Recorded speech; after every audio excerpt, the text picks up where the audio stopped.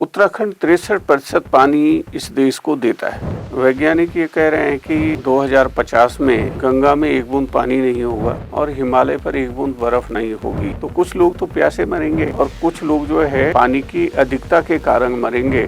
जब मैं प्रधानमंत्री जी के साथ था, हम ही लोगों ने उनको ये सुझाव दिया था कि हमको गंगा पे कुछ करना चाहिए, नहीं तो वो मर रही है। गंगा तो मर ही रही है, ब्रह्मपुत्र पर आज कोई बात ही नहीं कर रहा है। सबसे चिंता के विषय ये है। तो जहाँ से आपकी सभ्यताएं विकसित हुई हैं, वो सारी की सारी अगर समाप्त हो जाएंगे और पानी नहीं रहेगा तो फिर राजनीति भी कहाँ से हो जाएगी। हिमालय और हिमालयी नदियाँ न भी रहे तो मेरे ख्याल से जो हिमालयी जो क्षेत्र के लोग हैं उन पर उतना असर नहीं पड़ेगा। और आप बात करते हैं ग्रीन बोनस की, सेव हिमालयस की, धरातल पर अभी इन अभियानों की इस वक्त क्या स्थितियां चल रही हैं? हमको टिहरी उत्तरकाशी को मिडिल हिमालय के विकास का मॉड्यूल बनाना चाहिए। अगर गंगा में जल नहीं रहेगा तो 63% भारत खत्म है ना।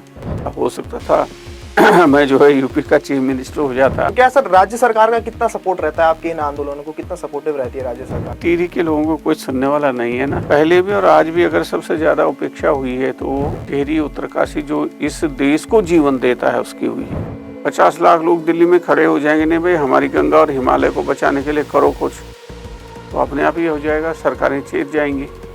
लेकिन उतनी शक्ति किशोर उपाध्याय में तो है नहीं, बहुगुना लोगों में हो तो अलग बात है। नमस्कार, मैं दिव्य बहुगुणा, आप देख रहे हैं पेन पॉइंट। उत्तराखंड की राजनीति का एक ऐसा चेहरा जिन्होंने सत्ता के गलियारों से लेकर पर्यावरण, हिमालय और जल जंगल जमीन को लेकर लगातार अपनी आवाज उठाई, कई तरह के अभियान चलाए, सरकार और केंद्र सरकार से वार्तालाप किया।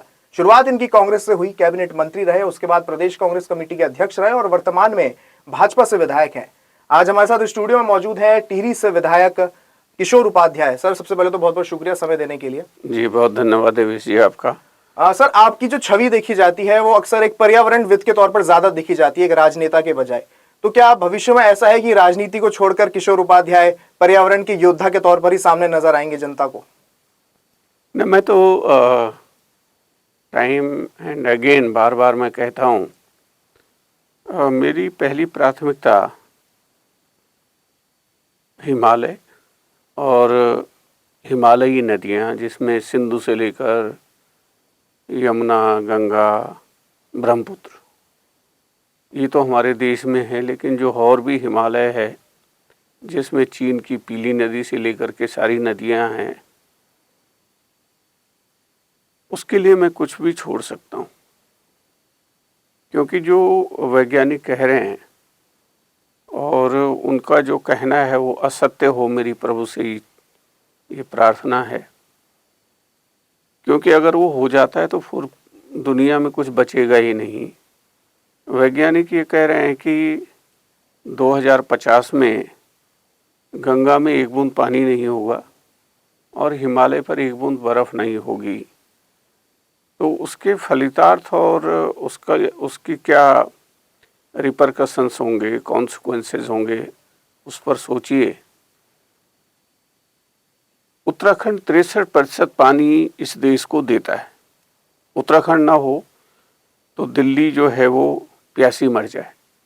और जिंदा रहने के लिए सबसे पहले ऑक्सीजन चाहिए, फिर पानी चाहिए और फिर अन्न चाहिए। तो पानी नहीं होगा तो अन्न भी पैदा नहीं होगा। और कहते हैं कि आपा दधाति जीवनम, कि जल ही जीवन देता है। तब चाहे वो चराचर प्राणी हैं, जितने भी प्राणी हैं, उनको भारत की स्थिति क्या होगी। क्योंकि मैं जो मुंबई है वो 2040 में 3/4 वो पानी के नीचे होगा।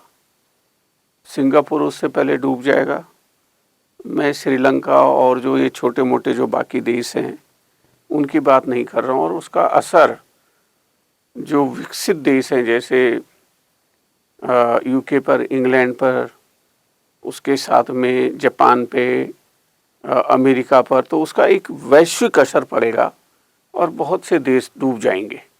तो कुछ लोग तो प्यासे मरेंगे और कुछ लोग जो है पानी की अधिकता के कारण मरेंगे। तो मेरे ख्याल से राजनीति और उन सब चीज़ों से लेकर के ये ज़रूरी है कि अगर हम लोगों ने विवाह किया है, हमारे मन में ये भावना है, और जो लोग आगे विवाह करने जा रहे हैं, और इस समय तो विवाह का ही जो है वो है, अब 10-5 दिन के बाद फिर शुरू हो जाएंगे। अब उनके बच्चे होंगे, अगर उनके लिए हम पानी भी नहीं बचा पाएंगे तो फिर वो हमारे बारे में क्या सोचेंगे। तो मैंने और सुंदरलाल, आज से नहीं बहुत पहले से, मैंने तो जब मैं प्रधानमंत्री जी के साथ था, राजीव जी के साथ, तो हम ही लोगों ने उनको ये सुझाव दिया था कि हमको गंगा पे कुछ करना चाहिए, नहीं तो वो मर रही है। और आज के दिन जब मैं कुछ लोगों से बातचीत कर रहा था दिल्ली में, तो गंगा तो मर ही रही है, ब्रह्मपुत्र पर आज कोई बात ही नहीं कर रहा है। सबसे चिंता के विषय ये, चीन वहाँ इतना बड़ा बांध बना रहा है और भारत बिल्कुल सोया हुआ है। मैंने लोगों को कहा भी है, अभी जो नाइल है वो भी सूखने के कगार पर है, ख़त्म होने के कगार पर है। और जब परसों दिल्ली में बात हुई तो वही स्थिति अमेजन की भी है। तो जहाँ से आपकी सभ्यताएं विकसित हुई हैं वो सारी की सारी अगर समाप्त हो जाएंगे और पानी नहीं रहेगा तो फिर राजनीति भी कहाँ से हो जाएगी। मैंने और सुंदरलाल बहुगुणा जी ने 9 और 10 में जम्मू कश्मीर से लेकर के और हम पूरे नॉर्थ ईस्ट सारे राज्यों में गए, क्योंकि हिमालय और हिमालयी नदियाँ न भी रहें तो मेरे ख्याल से जो हिमालयी जो क्षेत्र के लोग हैं उन पर उतना असर नहीं पड़ेगा। जिन पर असर पड़ना है वो सोच ही नहीं रहे। अगर गंगा में जल नहीं रहेगा तो 63% भारत खत्म है ना। तो वो ये सोचते हैं कि जैसे हम पहाड़ियों का काम है कि हम हिमालय को भी बचाएं, हम गंगा को भी बचाएं, सब चीज़ को बचाएं और हम सोए रहें, तो उससे कोई फ़ायदा नहीं होने वाला है। रावत जी हैं यहाँ पर, इनको शायद तब जानकारी होगी कि मैं एक बार तत्कालीन जो उपाध्यक्ष थे योजना आयोग के, उनसे मैं मिलने गया। वो मेरे पुराने, वो मेरे शुभचिंतक भी थे, हमने साथ में काम भी किया। तो मैंने कहा मैं गंगोत्री जा रहा हूँ। बोले मेरे लिए थोड़ा गंगा जल लाना पूजा के लिए। तो मैंने कहा दादा वहाँ गंगा जल तो है ही नहीं, तुम्हारे लिए कहाँ से लाऊं मैं। तो वो बोले तुम मेरे साथ बहुत मजाक करता है। मैंने कहा मैं मजाक नहीं कर रहा हूँ, ये सत्यता है। तो उन्होंने अपना जो एडवाइज़र हैं उनको बुलाया वाटर पे जो है कि किशोर ऐसा बोल रहा है, बताओ। बोले जी ये तो पूरे देश की नदियों की हालत है। तो रावत जी तब 91-92 में शायद उत्तरकाशी रहे होंगे। मैं एंटायर प्लानिंग कमीशन लाया था वहाँ, जिसमें 20 भारत सरकार के सचिव थे। हम लोगों ने क्रॉस द सारा सेक्शन सोसाइटी उनसे बातचीत की। मैंने ये सुझाव दिया था क्योंकि उत्तरकाशी और टिहरी ये गंगा प्रसूता धरती है, माँ गंगा ने यहाँ जन्म लिया है, इसलिए हमको टिहरी उत्तरकाशी को मिडिल हिमालय के विकास का मॉड्यूल बनाना चाहिए और उसको फिर देश विदेश पूरी जगह उसको रिप्लिकेट करें। फिर प्रणब मुखर्जी खुद आए, उसमें रिपोर्ट लिखी हमने कि अगला विश्व युद्ध पानी पर होगा, जो अटल जी ने बाद में बोला। लेकिन आज भी जो है इंक्लूसिव सस्टेनेबल डेवलपमेंट का कोई मॉड्यूल जो है वो मध्य हिमालय के लिए है नहीं। और अगर हमने इसको बचा करके नहीं रखा तो मुझे ये लगता है कि फिर हम अपने भविष्य की आने वाली जो पीढ़ियां हैं उनका भविष्य हम खराब कर रहे हैं। तो आपने कहा कि भाई आप राजनीति ये, मैं तो उसके लिए कुछ भी छोड़ सकता हूँ, क्योंकि अगर अपने देश के भविष्य के लिए, मानवता के भविष्य के लिए कुछ करना है तो ये जो यक्ष प्रश्न है हम वो भविष्य की पीढ़ियों के लिए नहीं छोड़ सकते। सर आप बात करते हैं ग्रीन बोनस की, सेव हिमालयस की, और अभी जल नदी संकट का भी आपने जिक्र किया। तो धरातल पर अभी इन अभियानों की अभी इस वक्त क्या स्थितियां चल रही हैं? नहीं देखिए, 2-3 चीज़ें हैं। एक तो ये है कि जब मुझे जो है वो कभी आप लोग शोध करेंगे तो तब आप लोग संभवतः उस चीज़ को सामने लोगों को ला सकेंगे। ये जो उत्तराखंड राज्य आंदोलन है वो भी मैंने शुरू करवाया उस समय जब इंद्रमणि बडोनी जी मेरे पास आए कि भाई कुछ करो।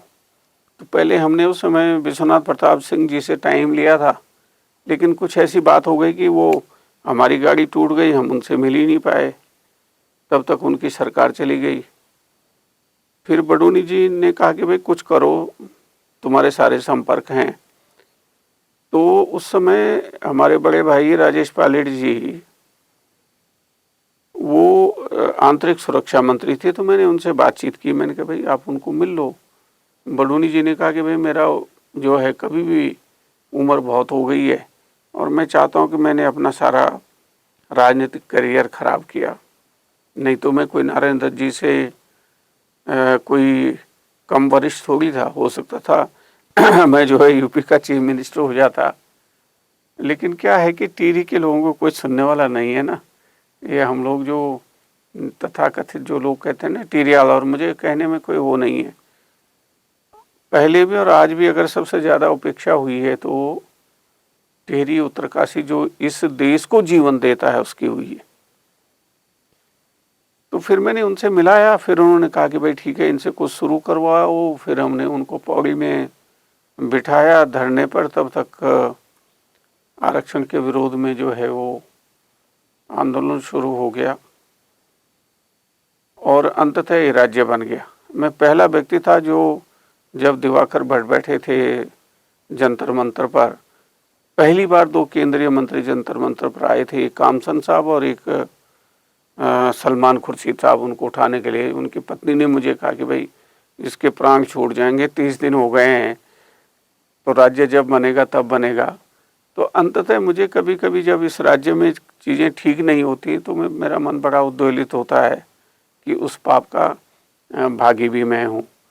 शुरुआत हम लोगों ने शुरू की जब ये गढ़वाल विश्वविद्यालय का आंदोलन था, उसमें 4 आना मुझ पर, उस समय फाइन भी हुआ, 4 आना बहुत होता था उस समय। हम लोग अंजनी सैंक से लेकर के श्रीनगर तक पैदल गए। फिर हम लोगों ने शराब के विरोध में आंदोलन चलाया। अब कुछ न कुछ आंदोलन जो है इसमें, जो उत्तराखंड आंदोलन की जो मैं बात कर रहा था, तो मैं 13 दिन भूख हड़ताल पर रहा। और जहाँ पर नरसिम्हा राव जी का ऑफिस था कांग्रेस अध्यक्ष के रूप में, उसके सामने, तो उन्होंने मुझे बुलाया कि भाई तुम्हारा तो जो है दिमाग खराब है, तुमने 2 प्रधानमंत्रियों के साथ काम किया है और तुम जो है मेरे ऑफिस के सामने बैठ के बताओ, सीनियर नेता होते हुए तुम AICC के मेंबर हो। मैंने कहा जी हमको नहीं, अपने लिए, हम यूपी में कोई ख़राब नहीं है, कोई समस्या नहीं है। उन्होंने हमेशा हमको सिर माथे पे रखा है। पहले चीफ मिनिस्टर वहाँ से बहुगुणा जी चीफ मिनिस्टर हुए, नारायण दत्त जी हुए, और मैंने कहा वो चुनाव नहीं हारते तो क्या होता, मैंने ऐसे बोल दिया, आपकी जगह पर वो बैठे होते। और आज भी देखिए, आज भी जो है योगी आदित्यनाथ जी सी धरती के बेटे हैं। तो मैंने कहा हम, उन्होंने हमें कोई वो नहीं है उसमें परेशानी, लेकिन इस देश के भविष्य के लिए और दिल्ली के भविष्य के लिए, अगर दिल्ली में पानी नहीं होगा, तो मैंने कहा जब आप आए थे तब यमुना का क्या स्वरूप था और आज क्या स्वरूप है, तो मैंने कहा उसके लिए जो है आज भी टिहरी बांध से हम आधी दिल्ली को पानी दे रहे हैं और आधा पानी हमारा यमुना से आ रहा है। तो दोनों हमारी नदियां हैं ना, और टिहरी बांध इसीलिए बना कि भाई वहाँ पानी मिल सके। तो मैंने कहा हम लोग जो हैं इसलिए अलग राज्य चाहते हैं कि इसका सही ढंग से नियोजन हो सके। और नियोजन के लिए आपको क्या है कि उत्तराखंड का इंच इंच पर नियोजन करना पड़ेगा, क्योंकि यहाँ पर देहरादून में जो स्थिति, हरिद्वार में जो स्थिति है वो देहरादून में नहीं है। कुठाल गेट में अलग स्थिति है, कुठाल गेट से 500 मीटर ऊपर चले जाओ तो और स्थिति है, मसूरी चले जाओ और अलग स्थिति है। तो मैंने कहा उसका नियोजन इस देश और देश ही नहीं पूरी दुनिया के सर्वाइवल के लिए बहुत ज़रूरी है, नहीं तो बहुत परेशानी हो जाएगी। वो तैयार थे उस समय हमारी पहली मांग ये थी कि उत्तराखंड के सभी लोगों को केंद्र सरकार की सेवाओं के आरक्षण की परिधि में आना चाहिए। वो 52 में हमसे गलती हुई, और अगर ये जो मंडल कमीशन था अगर हरिद्वार और से ऊपर चला जाता तो जो हमारा पर्वतीय क्षेत्र के लोग हैं वो सारे के सारे OBC में होते, तो बड़ा लाभ उसमें हमको मिलता। फिर हमने जब उत्तराखंड आंदोलन के बाद फिर परिसीमन वाला विषय आया, अब मैं मंत्री था, मैं अपनी सरकार के खिलाफ ही सुप्रीम कोर्ट तक चला गया। हमारे जो टिहरी बांध विस्थापितों की, प्रभावितों की जो समस्याएं थी, अब मुझे बड़ा अच्छा लगता है जब हम डोबरा चांटी पुल दिखाते हैं पूरी दुनिया में कि इतना अच्छा पुल बनाया है। तो सुप्रीम कोर्ट गया मैं और मेरे साथी, जिसमें जोत सिंह बिष्ट जी, शांति भट्ट जी, दर्शनी रावत जी, हम कुछ लोग थे, और हमने कहा भाई प्रताप नगर तो एकदम आपने काला पानी बना दिया है। तब सुप्रीम कोर्ट ने डांटा सेंट्रल गवर्नमेंट को, स्टेट गवर्नमेंट को, THDC को कि भाई आप लोगों ने तो इनको बिल्कुल ही जो है वो अलग कर दिया है। तो तब ये जो हमारा टोबरा चांठी वाला पुल है वो हुआ, इनका चिन्याली सौड़ वाला जो आर्क ब्रिज है वो, और एक घोंटी वाला पुल, और भी बहुत से काम हुए थे उसमें। तो कुछ अपनी फितरत है कि कुछ ना कुछ जब मुझे लगता है कि ये चीज़ें ठीक नहीं हो रही हैं, जैसे हमारा वनाधिकार आंदोलन है, वनाधिकार आंदोलन वो हमारे प्रदेश की और जो भी वनाच्छादित क्षेत्र हैं, तब चाहे वो पर्वतीय क्षेत्र हैं तब चाहे मैदानी क्षेत्र हैं, उनकी सारी की सारी आर्थिकी को बदल सकते हैं। उसमें क्या है कि जब हमारे दो कानून बने, एक तो बना फॉरेस्ट एक्ट, दूसरा बना वाइल्ड लाइफ एक्ट, तो उसमें हम क्या करते हैं कि भाई जानवर बचना चाहिए, पेड़ बचना चाहिए, लेकिन आदमी नहीं बचना चाहिए। उसमें मान लीजिए जो हम समुदाय जो जंगलों पर आधारित थे, सबसे पहले अगर अपनी जल जंगल जमीन के लिए पूरे विश्व में आदिवासियों ने आंदोलन किया तो वो तिलाड़ी कांड है। भले ही उन लोगों ने हमको माना नहीं ओबीसी में उस समय, अब ठीक है हम आरक्षण में आ गए, और उसमें आज ये पता नहीं है आज भी कि कितने लोग उसमें चले गए। लोग मर गए भूखे, क्योंकि उस समय था नहीं, न सड़क थी न अन्न था, जंगलों में गए, कुछ नहीं था खाने के लिए, वहीं उडियारों में मर गए। तो सबसे पहला आंदोलन है ये। और उसमें अगर हम जो हमारा वनाधिकार है, जो मैंने 8 सूत्रीय जो दिया है कि ये चीज़ें होनी चाहिए, सबसे पहली तो ये है कि भाई हम लोगों को आरक्षण मिलना चाहिए। दूसरा, हमारा बिजली पानी का क्यों बिल आना चाहिए, सारा बिजली पानी तो हम दे रहे हैं। तीसरा, ये जंगली जानवर अगर किसी को मार देता है तो कम से कम उसको 50 लाख रुपए तो दो, कैसे चलेगा उसका परिवार, पक्की उसकी सरकारी नौकरी भी उसको मिलनी चाहिए। उसके साथ में जो है अगर जंगली जानवर, अब पहले तो हम सब कहीं नौकरी जाने के लिए तो हमारे यहाँ जो है वो अपशब्द गाली मानी जाती थी, अपनी खेती पर ही हम निर्भर करते थे। तो कम से कम 5,000 रुपये प्रति नाली तो कम से कम उसका मुआवजा मिलना चाहिए। ये वनाधिकार के बाद हम आजकल जो हैं, जो हमारा हिमालय और गंगा बचाने वाला, और दूसरा ऐसा नहीं है कि प्रोविजंस नहीं है। अब जैसे ग्रीन बोनस है, ब्लू बोनस है, उसके साथ में जो है जो अभी कार्बन क्रेडिट वाला, मैंने अभी जो जिला पंचायत के जो चुनाव हुए थे पंचायतों के, तो मैंने सबको चिट्ठी लिखी। मैंने कहा भाई आप ग्राम प्रधान, क्षेत्र पंचायत, जिला पंचायत, आप इशू ये बनाओ कि हम आपके गांव के लिए कार्बन क्रेडिट लेकर के आएंगे। लेकिन बहुत से लोगों ने उस पर जो है वो कुछ रुचि नहीं ली। परसों ही यूएन से जो है जो वहाँ पर इसके डिप्टी सेक्रेटरी जनरल रहे मिस्टर सत्य त्रिपाठी, उनको कहीं से पता लगा होगा कि मैं इन मुद्दों पर जो है वो कुछ चिंतन करता हूँ, तो उनका फ़ोन आया था कि ये आपकी गांव की आर्थिकी को पूरी तरह से बदल सकते हैं। अगर मान लो आप सही ढंग से कार्बन क्रेडिट हर गांव के लिए 10 लाख रुपए साल का ले लेंगे, तो फिर तो हमारी सरकार पर कोई जो है निर्भरता ही समाप्त हो जाएगी। आपके गांव का अपने आप ही विकास हो जाएगा। और उस पर कम से कम जो हमारा पलायन का जो दंश है, अब उस पर अगर आपने 10-20 बच्चों को वहीं नौकरी लगा दी तो 10-20 परिवार तो बच ही जाएंगे गांव में, जिनको उनके हाथों को वहीं काम मिल जाएगा। तो अब नई नई जो चीज़ें हैं उस पर हम लोगों को मेरे ख्याल से विचार करना चाहिए।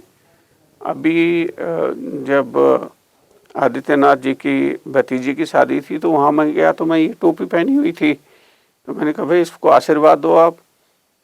मैंने कहा ये टोपी नहीं है, ये देखो, मैंने कहा ये हिमालय है पूरा, ये देखो ये हिमालय है ना जी। और ये मैंने कहा यहाँ सिंधु से लेकर के ब्रह्मपुत्र तक सारी नदियाँ हैं। तो आप लोगों की कृपा से मैंने हिमालय को भी और गंगा यमुना ब्रह्मपुत्र सारी नदियों को धारण कर रखा है अपने माथे पे। तो कहने लगे कि भाई इस पर तो कुछ करना चाहिए। मैंने कहा करेगा कौन, हम ही लोगों को तो करना है। मैंने कहा अगर टिहरी उत्तरकाशी नहीं होता, टिहरी बांध से अगर जो आप कह रहे हैं कि हमने 70 करोड़ लोगों को गंगा में नहला दिया, उनके तब तक के सारे पाप दूर कर दिए, खत्म जितने पाप किए थे उन्होंने। तो मैंने कहा नहीं तो अगर हम पानी नहीं देते 30 क्यूसेक जो है वो टिहरी डैम से, तो मैंने कहा इस समय तो सब लोग जब वो 70 करोड़ लोग कीचड़ में, मैंने कहा वो लफगेंदा कीचड़ में जो है उसमें नहाते। तो जो हमारा सबसे बड़ी क्या बात है कि जैसे हम भी हैं, आपका कहाँ है जन्म स्थान? मेरा चमोली है सर। चमोली है ना। हाँ, तो चमोली बिना अलकनंदा के तो गंगा पूरी नहीं होती है ना। जी। तो हमारे मन में ये गौरव ही नहीं है, रावत जी के मन में भी नहीं होगा कि हम वहाँ पैदा हुए हैं जहाँ माँ गंगा ने जन्म लिया। हमारे मन में ये नहीं है कि हम वहाँ पैदा हुए जहाँ यमुना, माँ यमुना ने जन्म लिया। हमारे मन में ये नहीं है कि आज अगर हम मानते हैं कि भगवान कृष्ण जो है बद्रीनाथ में रहते हैं, तो चमोली वालों के मन में ये नहीं है कि हम वहाँ पैदा हुए जहाँ भगवान केदारनाथ और बद्रीनाथ रह रहे हैं। हमारे मन में ये नहीं है कि पांडव, सारे के सारे पांडव जो है स्वर्ग जाने के लिए हमारे यहाँ से गए जो है बद्रीनाथ से। हमारे मन में ये नहीं है कि क्या कहते हैं, धृतराज से लेकर के सारे लोग जो है वो हरिद्वार में उन्होंने मोक्ष पाया। हमारे मन में ये गौरव नहीं है कि जो क्या कहते हैं इसको, पांडवों के अलावा जो है अष्टादश पुराण जो सनातन धर्म को जीवित रखे हुए। हमारी पार्टी हिंदुत्व का अच्छा वो करती है, लेकिन हमारे मन में है ही नहीं कि व्यास जी अगर वहाँ व्यास गुफा नहीं होती मांगा में तो कहाँ लिखते हो अष्टादश पुराणों को। तो ये सब चीज़ें जो है हमारे मन में ये सारी चीज़ें हैं नहीं। अब अभी मेरी कोशिश ये है कि हम ये एम्पलीफाई कर सकेंगे, भाई हिमालय और गंगा खतरे में हैं, उसकी नदियाँ खतरे में हैं। लोग हंस देते हैं, हाँ जी, अभी इसलिए हंस देते हैं कि अभी यहाँ चले जाइए ऋषिकेश में गंगा के किनारे, हरिद्वार में चले जाइए तो पानी है उसमें। अब जिस दिन पानी नहीं रहेगा तो उस दिन सोचेंगे, तो तब तो सोचने का कोई अर्थ नहीं है ना। अभी आप यहाँ से चले जाओ देहरादून से या ऋषिकेश से, तो आप ये देखेंगे कि जो दोनों तरफ है आपके, जहाँ से आप सड़क से जाते हैं, तो ये जो सुरु जिसको बोलते हैं कैक्टस, ये कंटीली झाड़ियाँ उगनी शुरू हो गई हैं। और एक दिन ऐसा आ जाएगा जब ये स्थिति रहेगी तो हिमालय एक रॉक डेजर्ट में कन्वर्ट हो जाएगा। तो फिर आप उसमें जो है उसको रिक्लेम नहीं कर सकते हो ना, क्या हवाई जहाज से थोड़ी वहाँ मिट्टी डालोगे तब उसको रिक्लेम करोगे। तो ये जो बड़ी सारी चिंता की बातें हैं उन पर थोड़ा चिंतन मनन करता हूँ, क्योंकि थोड़ा सा बुद्धि दी है प्रभु ने और कठिनाइयाँ बहुत जीवन में देखी हैं। तो जो कठिनाइयाँ देखी हैं उनके बारे में चिंतन मनन करके कुछ न कुछ करता रहता हूँ। लोगों को बुरा भी लगता है कि भाई जो है ये उड़बदरी टाइप के लोग हैं, कुछ न कुछ करते रहते हैं। तो मैंने कहा यार कुछ भी बोलो, लेकिन मैंने कहा हम अपनी प्रकृति और प्रवृत्ति को नहीं छोड़ेंगे। सर, आप चिंतन मनन कर रहे हैं, लंबे समय से जल जंगल जमीन के लिए आंदोलनरत हैं और वर्तमान में राज्य सरकार का हिस्सा भी हैं। तो क्या सर राज्य सरकार का कितना सपोर्ट रहता है आपके इन आंदोलनों को, कितना सपोर्टिव रहती है राज्य सरकार, जिससे कि प्रमुख तौर पर इसको लागू किया जाए, जन जन तक पहुंचाया जाए? नहीं, आप ये देखिए कि जब हमने ये हिमालय बचाओ आंदोलन शुरू किया था, असर तो होता है ना। अब जैसे देखो चिपको आंदोलन भी तो यहीं से शुरू हुआ, जो आज पूरे विश्व में एक मार्गदर्शक का काम करता है। तो सरकारें तब, चाहे पहले मैंने कहा ना कि उस समय मैंने राजीव जी को कहा कि भाई गंगा पे कुछ करना चाहिए। 91-92 में नरसिम्हा राव जी और प्रणब मुखर्जी जी थे, उनको कहा, तो कुछ ना कुछ तो होता ही है। अभी भी जैसे जब हमने 9-10 में दिल्ली में एक बड़ी बैठक की वहाँ कॉन्स्टिट्यूशन क्लब में, और वहीं पर ये तय किया कि भाई हम 9 सितंबर जो है वो हिमालय दिवस के रूप में मनाएंगे। फिर मुझे मौका मिला जब यहाँ मैं प्रदेश अध्यक्ष था, तो उस समय मैंने अपनी सरकार से कहा ना कि भाई इसको आप सरकारी जो है वो दिवस के रूप में घोषित करिए। तो एक सरकारी दिवस घोषित तो हो ही गया है। और अभी भी जो है जब मुख्यमंत्री जी से चर्चा हुई है तो वो हिमालय दिवस के सारे कार्यक्रमों में आए। उसके बाद जब मैं और बहुगुणा जी इन विभिन्न प्रदेशों में गए तो सबसे पहले प्रेम कुमार धूमल जी ने उसको स्वीकार किया और उन्होंने हिमालयी राज्यों की जो है वो बैठक बुलाई। तो असर तो होता है। अब हर चीज़ को होने का मेरे ख्याल से कुछ ऊपर वाला भी समय तय करता होगा। कुछ जो विषय हैं, मुद्दे हैं, सरोकार हैं वो जिंदा रहने चाहिए। तो आज नहीं तो कल सुनेंगे जब ज़्यादा लोग ज़्यादा परेशानी में आएंगे। इस बार परेशानी आ गई ना, अब टिहरी भी हम जो है 1 हफ्ते तक नहीं जा सके, सारी सड़कें टूट गई, कहीं रास्ता नहीं था जाने। अब यहाँ 66 धारा था, उसमें कितनी धाराएं हैं ये तो आप देख ही रहे होंगे। तो मुझे लगता है कि सरकारें भी, और सरकारें क्या हैं, आप ही हम तो सरकार हैं, कोई अलग से तो कोई है नहीं। तो असर होता है, असर होगा। जैसे प्रधानमंत्री जी ने जब 14 में कहा कि गंगा ने मुझे बुलाया काशी में, तो देखो कितना बड़ा उनको समर्थन मिला, गंगा माँ का आशीर्वाद, पूर्ण बहुमत की सरकार बन गई। अब वो कह रहे हैं कि गंगा माँ ने गोद लिया है मुझे, तो अब मैं जाऊंगा ना उनके पास कि भाई अपनी माँ की रक्षा करना तो आपका और मेरा सबका कर्तव्य है। तो असर होगा, मुझे पूरा भरोसा है। और हिमालय जो देवभूमि है, अस्ति उत्तर श्याम दिशि देवात्मा, जो सारे उसके स्वामी हैं, निश्चित रूप से वो आशीर्वाद देंगे, माँ गंगा आशीर्वाद देगी और आप लोगों का सहयोग रहेगा। मीडिया की इसमें सबसे बड़ी भूमिका है और मैं कोशिश कर रहा हूँ, लोग धीरे धीरे, अभी जब मैं दिल्ली में था तो बहुत से लोगों ने कहा कि हमको इस पर कुछ करना चाहिए। और जो हिमालय और गंगा का जो विषय है, ये भारत को जो है ना, जो प्रधानमंत्री जी कह रहे हैं कि 2047 की वो बात कर रहे हैं, अगर हम सही तरीके से हिमालय को आगे रख करके रणनीति बनाएं तो मेरे विचार से हम 2027 में ही जो है वो विश्व के सबसे बड़ी इकोनॉमी बन जाएंगे। सर, आपका ध्यान केंद्रित करना चाहूँगा, उत्तराखंड में जिस तरह से आपदा आई, भयावह मंजर देखे गए, कई इलाके प्रभावित हो गए और लाखों करोड़ रुपए की जनहानि देखी गई। ग्लोबल वार्मिंग भी इसका एक कारण माना जा सकता है। क्या भविष्य में और भी संभावनाएं बन सकती हैं, ऐसे इससे भी ज्यादा भयानक मंजर देखने को मिल सकता है? आप क्या क्या समझते हैं? देखो क्या है ना कि जो किसी चीज़ को अगर उस समस्या का समाधान और उसको एड्रेस नहीं करना है तो फिर आपके पास बहुत से बहाने।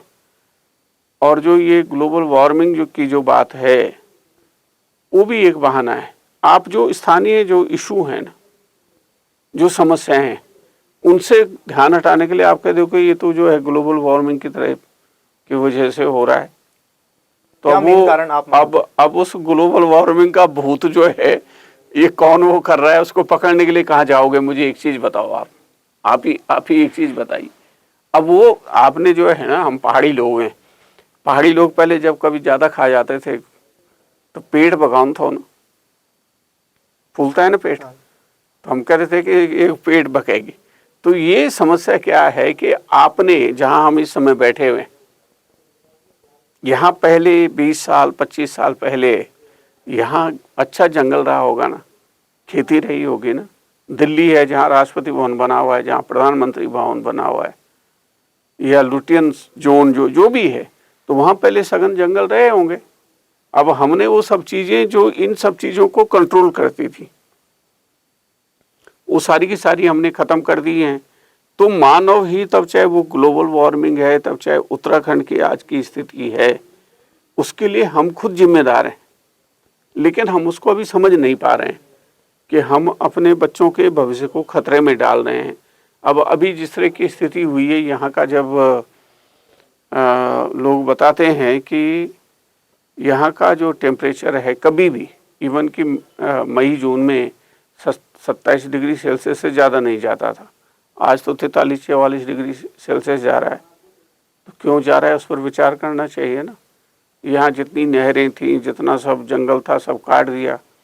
तो वो जो हिट कर रहा है आपका जो स्नो लाइन, आपको जानकारी है कि हमारा जो जहाँ के रावत जी हैं उत्तरकाशी के, जो आपका गोमुख ग्लेशियर है वो 27 किलोमीटर पीछे चला गया।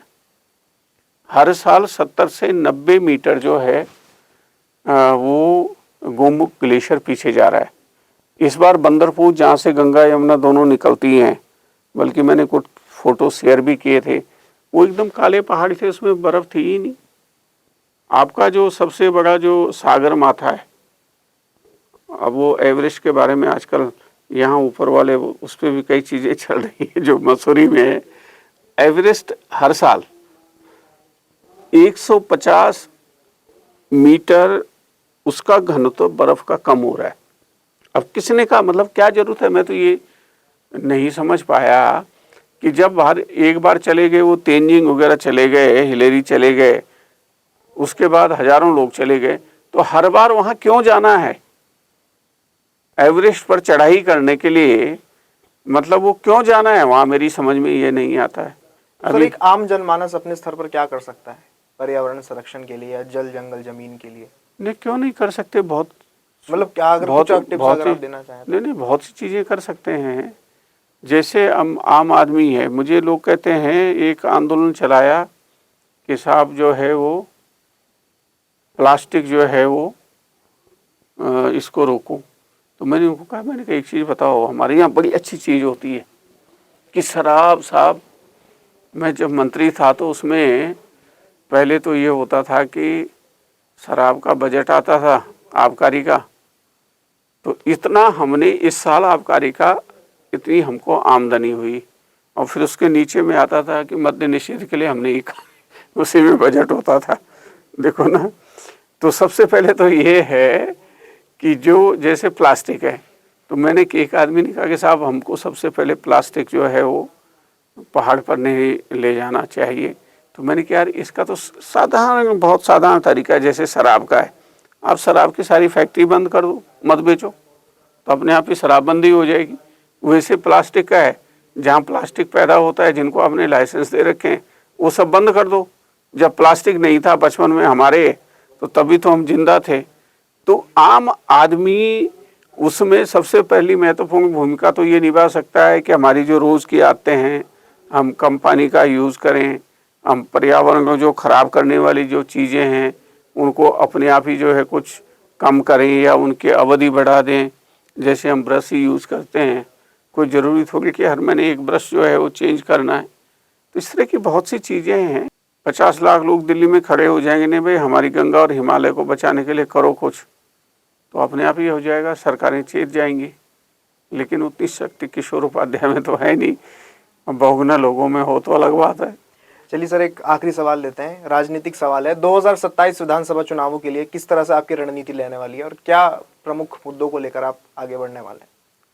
नहीं, देखिए 2027 में तो अब मैं जब, अब कहना नीचे, 2000 में भी अगर मैं नहीं होता तो शायद 2002 में यहाँ कांग्रेस की सरकार बनती नहीं, क्योंकि लोग तो ये कहते थे ना कि असली अपराधी कौन है, जो दिल्ली में मौन है, कहते थे ना जी। मैंने, धीरेन्द्र प्रताप ने, पूरन सिंह डंगवाल वगैरह सब ने कांग्रेस के साथ सारे उन लोगों को झोंका जो नेगेटिव सोच रखते थे आंदोलनकारियों को, और एक बड़ा आंदोलन 2000 से 2002 के बीच में खड़ा किया। तो तब जाकर के 36 सीटें आई। अब उसमें बहुत सी चीज़ें हो गई। वैसे 2007 से और 12 तक मैं और हरक सिंह नहीं लगते, तो मेरे ख्याल से 2012 में फिर जो है वो कांग्रेस की सरकार नहीं आती। अब मैं उस समय हार गया, और हरक सिंह की हमारी इच्छा ये थी कि भाई ये मुख्यमंत्री बने, नहीं बन पाए। आजकल वो जो है वो और कई उससे जो है वो चर्चाओं में है। 2027 में भारतीय जनता पार्टी, हमारे मुख्यमंत्री पुष्कर सिंह धामी जी, महेंद्र भट्ट जी जो अध्यक्ष हैं, हमारे प्रधानमंत्री जो रणनीति बनाएंगे उसके तहत ही जो है हम लोग अपनी रणनीति बनाएंगे। चलिए, बहुत बहुत शुक्रिया सर समय देने के लिए। ये थे हमारे साथ टिहरी विधायक किशोर उपाध्याय, जिनके विचार आपने जाने पर्यावरण, हिमालय और जल जंगल जमीन को लेकर इन्होंने अपने विचार सामने रखे। इंटरव्यू अगर पसंद आया तो जरूर इसे ज्यादा से ज्यादा शेयर करें और हमारे चैनल को सब्सक्राइब करें। नमस्कार।